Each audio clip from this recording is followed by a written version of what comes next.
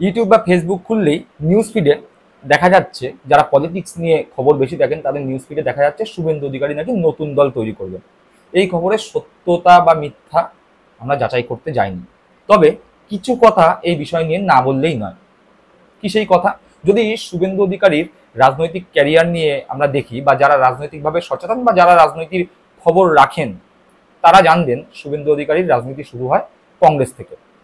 1998 সালে তৃণমূল কংগ্রেস তৈরি হওয়ার জন্মলগ্ন থেকে কিন্তু তিনি বা তার বাবা বা তার পরিবার তৃণমূল কংগ্রেসে আসেননি। প্রায় 3-4 বছর পরে তারা তৃণমূল কংগ্রেসে আসেন। তৃণমূল কংগ্রেসে আসার পরে তিনি বিধায়ক হন, তিনি সাংসদ হন। 2009 তিনি সাংসদ হন, 2014-তে তিনি সাংসদ হন। 2016 সালে নন্দীগ্রাম তিনি ভোটে দাঁড়ান এবং জয়ী হন, পশ্চিমবঙ্গের মন্ত্রী হন। এই যে তার ক্যারিয়ার গ্রাফ কংগ্রেস থেকে তৃণমূলে, সেটি বেশ ঊর্ধ্বমুখী ছিল। এর মাঝে তিনি সামলেছিলেন তৃণমূল কংগ্রেসের যুব সভাপতির পদটিও। সারা পশ্চিমবঙ্গ ব্যাপী তিনি একটি সংগঠন তৈরি করেছিলেন। তার সাংগঠনিক ক্ষমতার যে আছে সে কথা তার চরম নিন্দুকরাও অস্বীকার করে না, আমি অস্বীকার করছি না। এমনকি তৃণমূল সুপ্রিম মমতা বন্দ্যোপাধ্যায় মেদিনীপুরের ব্যাপারে নাকি গলাতেন না, তিনি সম্পূর্ণ বিশ্বাস করতেন শুভেন্দু অধিকারীকে। দলে তার গুরুত্ব বাড়ার সঙ্গে সঙ্গে মমতা বন্দ্যোপাধ্যায়ও তাকে বেশ অনেক কটি কমিটির পদে বসান। শোনা যায় 30 থেকে 35টি কমিটির পদে তিনি ছিলেন। তার সাথে দুই মেদিনীপুর ছাড়াও মালদা, মুর্শিদাবাদ, জঙ্গলমহলের কয়েকটি জেলা সহ বিভিন্ন জেলায় তিনি অবজারভারও নিযুক্ত হয়েছিলেন। ফলে পশ্চিমবঙ্গের বেশ ভালো সংখ্যক জেলায় তিনি তার সাংগঠনিক ক্ষমতার জোরে সংগঠন বিস্তার করেছিলেন। তার একটি স্বভাব হচ্ছে তিনি যেখানেই থাকবেন তার নিজের একটি প্যারালাল সংগঠন করবেন। তৃণমূল কংগ্রেসও সেটি করেছিলেন, যেটির নাম হয় পরবর্তীকালে দাদার অনুগামী। এই যে তিনি তার যাত্রাপথ, যেখানে তিনি বেশ গুরুত্ব পাচ্ছিলেন তৃণমূল কংগ্রেসের মধ্যে, এরকম সময় যখন তিনি বিধায়ক নির্বাচিত হয়ে পশ্চিমবঙ্গের মন্ত্রী নির্বাচিত হন, তৃণমূল কংগ্রেস 2016 সালে দ্বিতীয়বারের জন্য ক্ষমতায় আসে। ঠিক তার কয়েকদিনের মধ্যেই মুকুল রায় দল ত্যাগ করেন। মুকুল রায় ছিলেন তৃণমূল কংগ্রেসের 2 নম্বর, অর্থাৎ মমতা বন্দ্যোপাধ্যায়ের পরেই second in command. Suvendu Adhikari ভাবতে থাকেন এইবার সেকেন্ড ইন কমান্ড তিনিই হবেন। কিন্তু ততদিনে কিন্তু ধীরে ধীরে রাজনৈতিক উত্থান হয়ে গেছে অভিষেক বন্দ্যোপাধ্যায়। শুভেন্দু অধিকারীর পরে যুব সভাপতি হয়েছিলেন সৌমিত্র খাঁ। সৌমিত্র খাঁয়ের পরে ততদিনে সেই পদে আসীন হয়েছেন অভিষেক বন্দ্যোপাধ্যায়।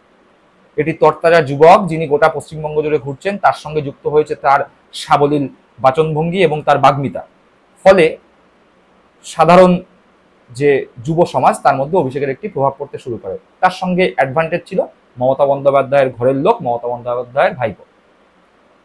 এই সব মিলিত কারণে অভিষেক বন্দ্যোপাধ্যায়ও কিন্তু সারা পশ্চিমবঙ্গ ব্যাপী তার সংগঠন বিস্তার করতে থাকে। শুভেন্দু অধিকারী বুঝতে পারেন যে এই তৃণমূল কংগ্রেসে তিনি যেটা ভাবছেন যে সেকেন্ড ইন কমান্ড তিনি হবেন, কিন্তু সেটি সম্ভব না। তার কারণ অভিষেক ততদিনে চলে এসছেন সামনের সারিতে। ফলে তৃণমূল কংগ্রেসে নিজের ভবিষ্যৎ খুব উজ্জ্বল না দেখে শুভেন্দু অধিকারী তলায় তলায় ঘোট পাকাতে থাকেন। তার নিজের মুখে বলা, তিনি প্রায় 6 বছর ধরে তলায় তলায় বিজেপির সঙ্গে যোগাযোগ রাখছিলেন এবং সেই যোগাযোগের পরিণাম পায় 2021 বিধানসভা ভোটের আগে তার বিজেপিতে যোগদানের মাধ্যমে। 2021-এর যে বিধানসভা নির্বাচন পশ্চিমবঙ্গে, তার পটভূমি তৈরি করেছিল বিজেপির হয়ে মুকুল রায় এবং দিলীপ ঘোষ। মুকুল রায়ের বুদ্ধি, দিলীপ ঘোষের সাংগঠনিক ক্ষমতার উপর দাঁড়িয়ে 2019 সালের লোকসভা নির্বাচনে বিজেপি যেমন 2 থেকে 18টি আসনে পৌঁছেছিল, সেই রকমই হাতে গোনা কয়েকটি বিধায়ক থেকে বিজেপি পৌঁছে যায় 77টি আসনে। এর কিছুদিন পরে দিলীপ ঘোষকে সভাপতি থেকে সরিয়ে দেওয়া হয়। সভাপতি হন সুকান্ত মজুমদার। শুভেন্দু দেখেন যে তার কাছে রাজনীতিতে নিতান্তই বাচ্চা সুকান্ত মজুমদার।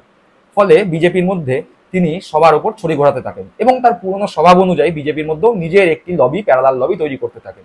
সৌমিত্র খাঁ থেকে শুরু করে, অর্জুন সিং থেকে শুরু করে, অশোক দিন্দা থেকে শুরু করে বিভিন্ন তৃণমূল ত্যাগী বিধায়ক বা নেতা নেতৃত্ব শুভেন্দুর লবিতে সরাসরি আসতে থাকেন।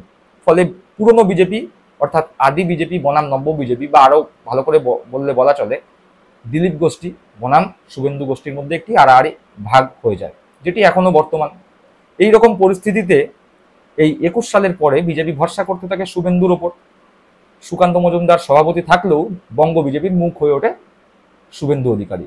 দিল্লির কেন্দ্রীয় নেতৃত্ব শুভেন্দুর উপর ভরসা করতে থাকে। শুভেন্দু যা বলে দিল্লির কেন্দ্রীয় নেতৃত্ব তাই করে দিতে থাকেন। শুভেন্দু বলে ইডি সিবিআই লাগিয়ে তৃণমূলকে ডিস্টার্ব করো, তৃণমূলের নেতা মন্ত্রীকে গ্রেপ্তার করো, তাই হতে থাকে। বারবার শুভেন্দু হুঙ্কার দেন এই 21শে জুলাই এবছরই শেষ, ডিসেম্বর মাসে সরকার পড়ে যাবে, ফেব্রুয়ারি মাসে তৃণমূল সরকার পড়ে যাবে, কিন্তু বাস্তবে কোনোটি রূপ পায় না। কিন্তু শুভেন্দু অধিকারী বিজেপির কেন্দ্রীয় নেতৃত্বকে কন্টিনিউয়াস বোঝাতে থাকেন যে তৃণমূল কংগ্রেসকে 2024-এর লোকসভা নির্বাচনে ফিনিশ করে দেওয়া যাবে। কেন্দ্রীয় নেতৃত্ব শুভেন্দু অধিকারীর এই বক্তব্যকে বিশ্বাস করে শুভেন্দু অধিকারী যা যা চেয়েছেন তাই তাই দিতে থাকেন। ভোটের ফলে দেখা যায় বিজেপির আসন সংখ্যা, যেটি মুকুল রায় এবং দিলীপ ঘোষের সময়ে 18তে পৌঁছেছিল, সেটি সুকান্ত মজুমদার এবং শুভেন্দু অধিকারীর সময় সোজা গিয়ে নেমেছে 12তে। সুকান্ত মজুমদারের কিন্তু ভেতরে ভেতরে রাগ হতো, তার কারণ সভাপতি হলেও তিনি বঙ্গ বিজেপির মুখ কিছুতেই হয়ে উঠতে পারছেন না। তার কারণ তিনি যতই বঙ্গ বিজেপির সভাপতি হোক না কেন, শুভেন্দু অধিকারীর সাংগঠনিক ক্ষমতা বা রাজনৈতিক ক্যারিয়ারের কাছে নিতান্তই শিশু, ফলে তার কথা সেরকম ভাবে পাত্তা পেত না। এই যে বিজেপির পতন হলো, 18 থেকে 12টিতে নামলেন বিজেপি, সেই জায়গায় দাঁড়িয়ে শুভেন্দু অধিকারী তো নিজের দায় এড়ানোর চেষ্টা করলেন এবং প্রকারান্তরে নরেন্দ্র মোদীর যে বার্তা সবকা সাথ সবকা বিকাশ, এর বিরোধিতা সরাসরি করে বসলেন, বলে বসলেন সংখ্যালঘু মোর্চার কোনো প্রয়োজন নেই। ভেতরে ভেতরে শুভেন্দুর বিরুদ্ধে ক্ষেপে থাকা সুকান্ত মজুমদার সুযোগ পেয়ে গেলেন। সংবাদ মাধ্যমের সামনে সরাসরি তিনি শুভেন্দু অধিকারীর এই কথার বিরোধিতা করলেন। শুধু শুভেন্দু অধিকারী নয়, শুভেন্দু অধিকারীর সঙ্গে যারা যারা ছিলেন, অর্জুন সিং থেকে শুরু করে সৌমিত সরকার, প্রত্যেকের বিরুদ্ধেই নিজের সুর চড়ালেন সুকান্ত মজুমদার। এই রকম পরিস্থিতিতে ভোটে যে পরাজয় তার দায় ঝেড়ে ফেলার চেষ্টা করছেন, সেটি করতে গিয়ে মোদির বক্তব্যের বিরোধিতা করছেন, লেজে গোবরে হচ্ছেন এবং কেন্দ্রীয় নেতৃত্বের কাছে যেই যেই দাবি তিনি করেছিলেন সেই দাবি পূরণের পরেও ফসল তিনি ফলাতে পারলেন না। ফলে একটা লজ্জাও শুভেন্দুর মধ্যে কাজ করছে। এইরকম পরিস্থিতিতে দাঁড়িয়ে তিনি বঙ্গ বিজেপির মধ্যে কোণঠাসা, কেন্দ্রীয় নেতৃত্বের প্রশংসাও তিনি পাননি, উল্টে কেন্দ্রীয় নেতৃত্বের কাছে চক্ষু শুলে ধীরে ধীরে পরিণত হচ্ছেন। শুভেন্দু অধিকারী স্বাধীন চেতা একজন মানুষ। তৃণমূল কংগ্রেসে যখন ছিলেন, মমতা বন্দ্যোপাধ্যায়, অভিষেক বন্দ্যোপাধ্যায়রাও শুভেন্দু অধিকারীকে ফ্রি হ্যান্ড দিয়ে রেখেছিলেন। তিনি নিজের মতো কাজ করতেন, তার সিদ্ধান্তে মমতা বন্দ্যোপাধ্যায় নাক গলাতেন না।